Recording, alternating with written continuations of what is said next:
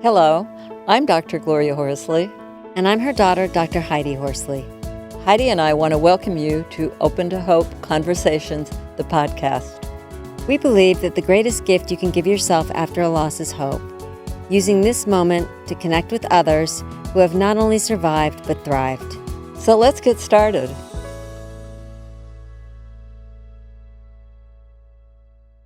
Welcome to the Open to Hope Show. I'm your host, Dr. Gloria Horsley, with my daughter and co-host, Dr. Heidi Horsley.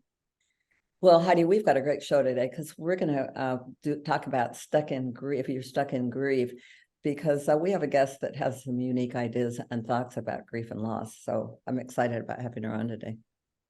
Yes, Mom. And before I introduce her, I just want to tell everybody about your new book that's coming out.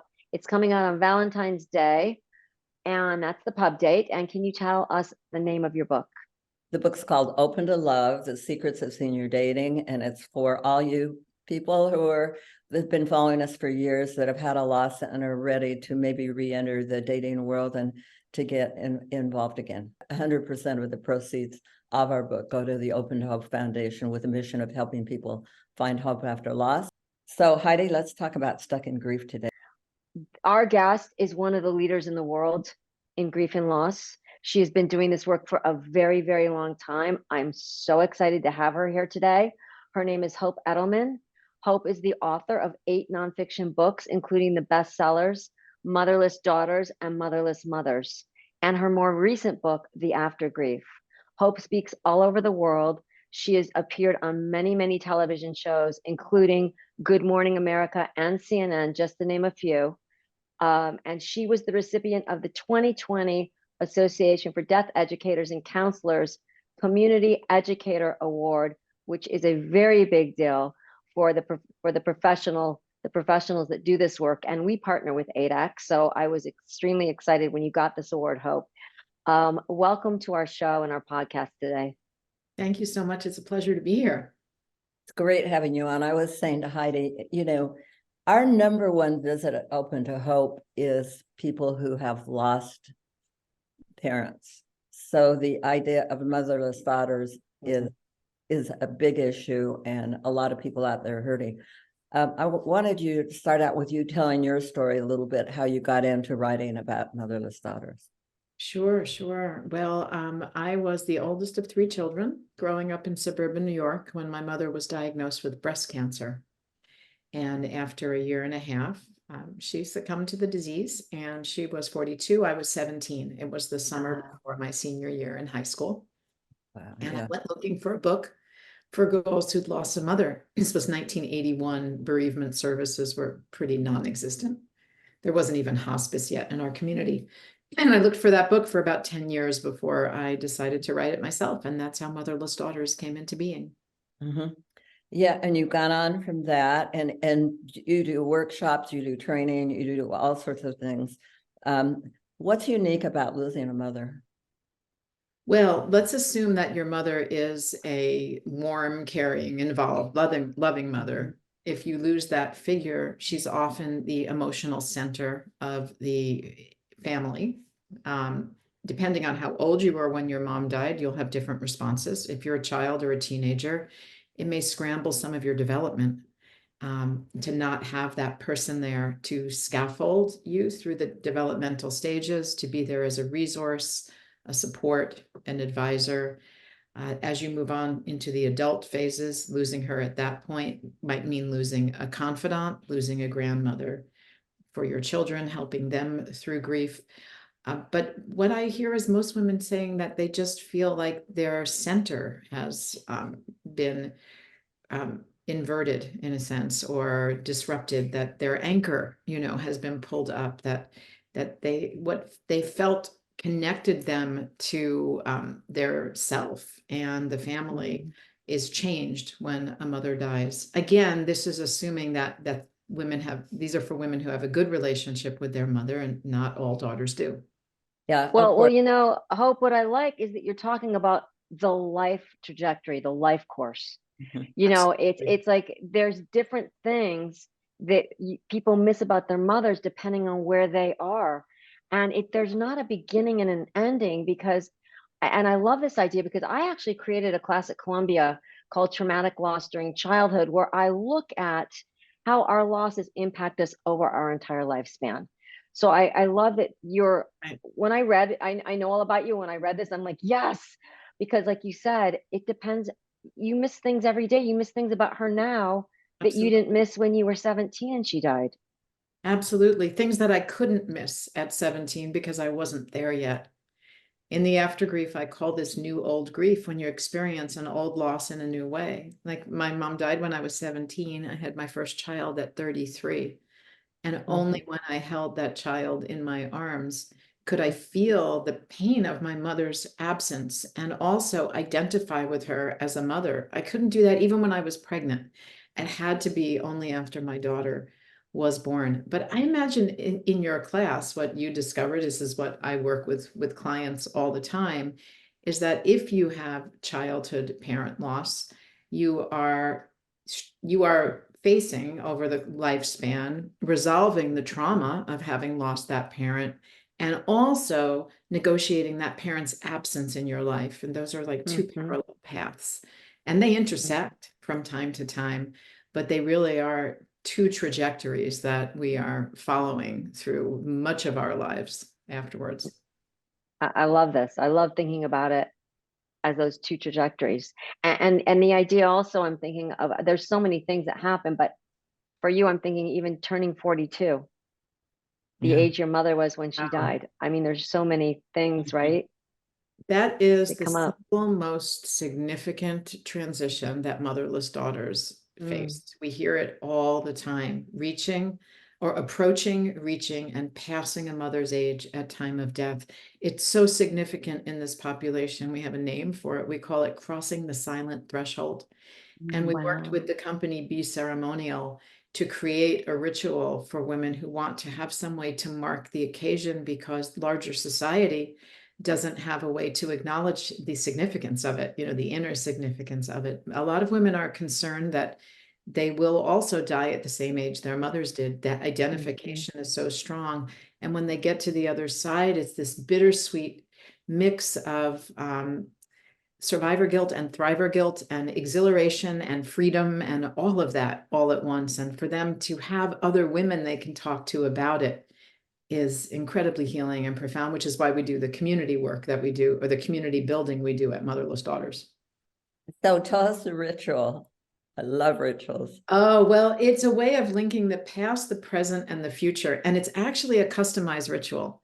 It's at motherlessdaughters.com in the drop-down list. It's a free PDF. It's a public service out there on the website. And it has a little altar that you can build. It has things you can incorporate from nature, but it's really about doing it in a way that's meaningful to you, to honor the past you had with your mother, the present that the threshold you're crossing right now, and the future, what will come next for you, and how to carry your mother forward into that future. Because part of the pain that I see in the women that I work with is this belief or this feeling that they need to leave their moms behind and let go or move on. And I'm very influenced by the work of Michael White, who founded Narrative Therapy, who talks about bringing them along with you, that finding a new and different way to be in relationship with them in the future is what's healing. It's when we try to let them go or believe that we have to leave them, our loved ones in the past, that we experience ongoing emotional pain. What are some of the ways that you bring your mother forward? Oh, there are so many ways that you can do it, and it's individual. It might be incorporating her rituals into the holidays, naming a child after her, putting her picture out and talking to her, writing her a letter on her birthday, embodying some of the qualities that you admired in her most. I'm often asked around Mother's Day, how can I honor my mom who's no longer here? The culture doesn't really give me a way to do that. And I always say, well, think about some quality of your mother's or a characteristic or a trait that you admired. How can you make it actionable in some small way on that day? And my mother was very altruistic. She was like a professional volunteer. She was always going to meetings and planning events. And so I always make sure that on that day, I spend at least a small portion of that day in service to others. And that's the way I honor her on Mother's Day. Love it. Well, I found that I was recently widowed 3 years ago, and have really thought a lot about my mother because I thought about how she handled it when my dad died. Mhm. And so it's interesting how I look at her as an example, how she handled it, what she did in her late 70s, got together with her old boyfriend from high school. And, so that's been interesting for me because my husband died 3 years ago and I've gotten into a partnership and it somehow gives me permission to do what I did and look Mhm. back at her. So it's kind of fascinating through all your life, how you take the person along with you. Yes, and how your mother is a role model to you even now, and Right. continues to be. Yes. Yeah, exactly. So it's really interesting. I wondered, given your loss, how has your thoughts about grief and loss changed over the years? And how are you different than you were then? Or I think, I have much more compassion for the players in my historical story than I did. I was 17 years old. I was angry. I was so mad at my dad. I was angry at the world.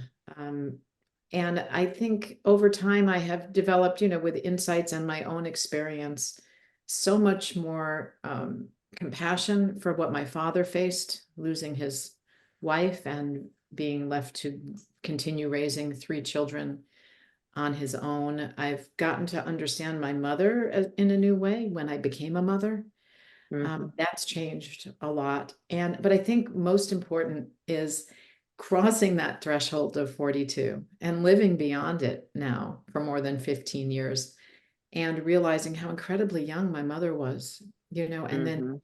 and working through the sadness around that. Because when I was 17, 42 seemed so old. I remember thinking, she went to college, she got married, she had children, all these things that seemed so distant to me at that time. And now I realize, oh gosh, my mom only got half of the life that she should have gotten at 42, and how hard that must have been for her to face her own mortality at that age. And so I think a lot more compassion, but with that compassion, letting go of that anger means that underneath that anger is often sadness. And then Mhm. through that, and then, communicating that to other women and helping them through that process. I find that sharing the research and the experiences and that I've accumulated, but also bringing women together and watching them heal through community, through accessing the social element of grief, because I do not believe humans were ever meant to grieve alone.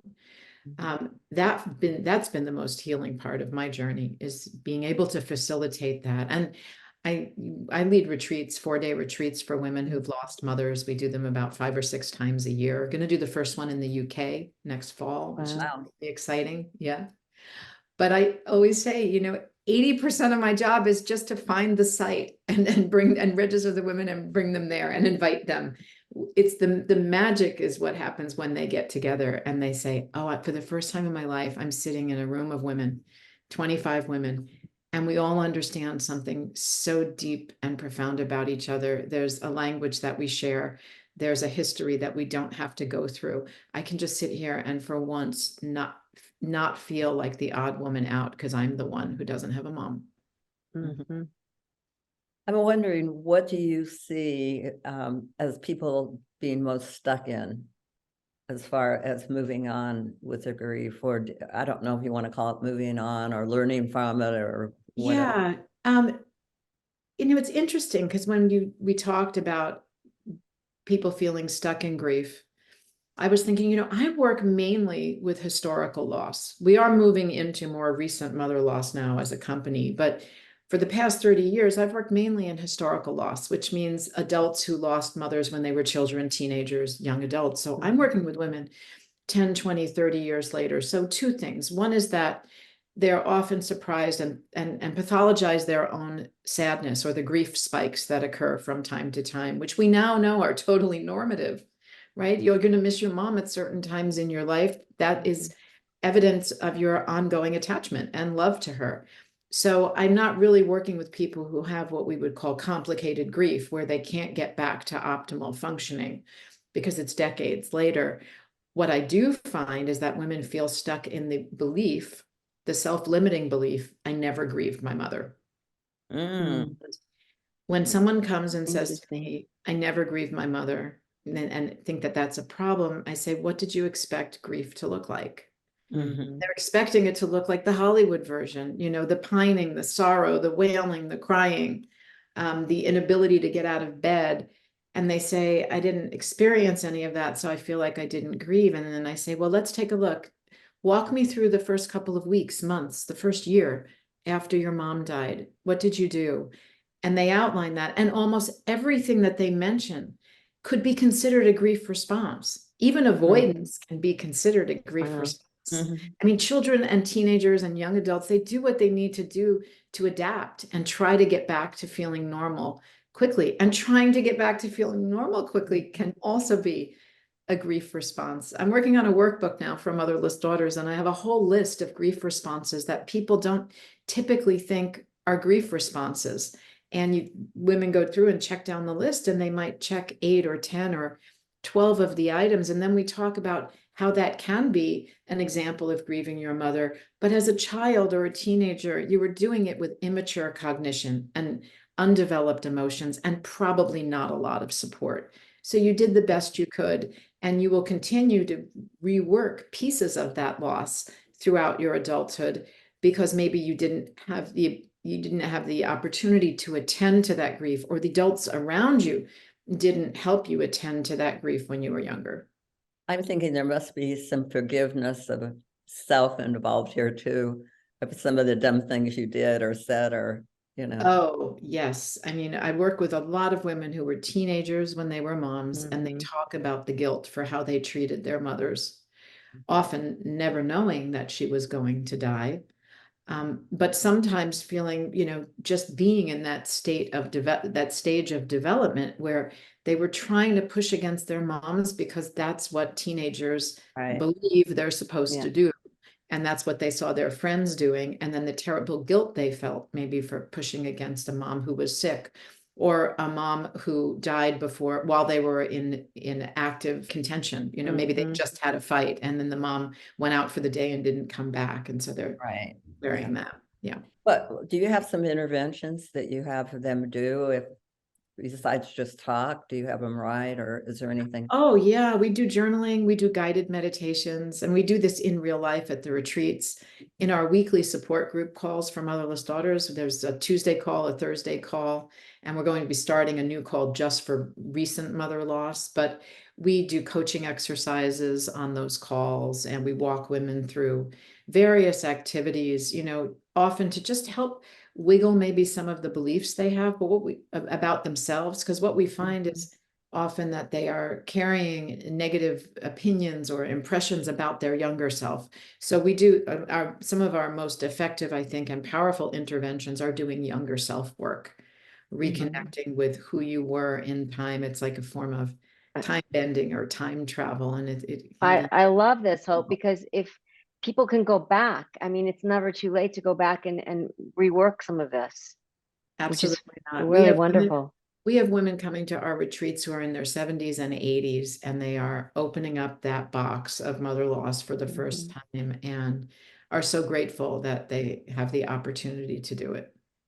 I just get a visual of the box of mother loss. I mean, that's really interesting to think how we can really contain it on that level as humans. Right. Yeah. Well, and one thing that you say is, we don't get over losses. We learn how to live with them. I don't want to get over my brother. I don't want to get over my father. I am who I am today because they were in my life. Of course. But our grief transforms. And I love what Dr. Bob Niemeyer said.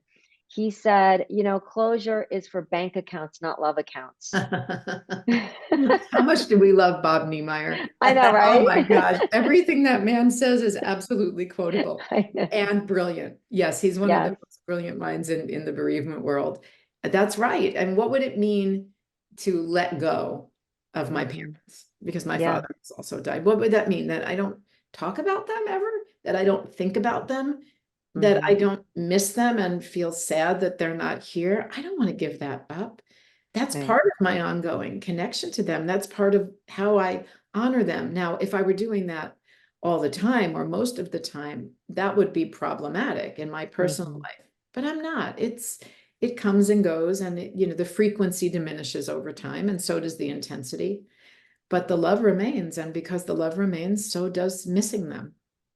Absolutely. I love that comment. Well, have you got one last piece of advice for me if I've just lost a beloved mother? It's that your grief is as unique as your fingerprint, and it's not going to look like anyone else's.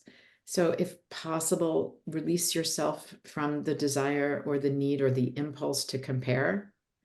Your relationship with your mother was unique. Your grief and your mourning after losing her will be unique. And to give yourself lots and lots of grace, the kind of grace that you would give someone else in that position to turn it inward. I love it. Where can people find you, and give us a shout out for all the stuff you're doing? And motherlessdaughters.com and hopeedelman.com, either one work. They bring you to the same place. all right. Well, Hope, thank you so much for being on the show and for all the wonderful work you've done for women over the years. Thank you for everything you do for grieving people. Thank you, Hope. And please, if you've had a mother that has died, get Hope's books. They are phenomenal. And I want to thank you for all the thousands and thousands of people out there that you've helped find hope after loss. I know you've been doing this for a very, very long time. And I know that your mother's your guiding light. Thank you, Hope. Thank you.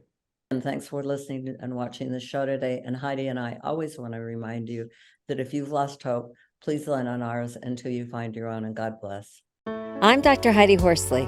You have been listening to Open to Hope, the podcast. You can follow Open to Hope on Facebook, Instagram, and Twitter. To learn more, visit us at opentohope.com and go to Apple Podcasts to subscribe. I'm Dr. Gloria Horsley. Join us again next week for another Open to Hope conversation, where we invite you to lean on our hope until you find your own.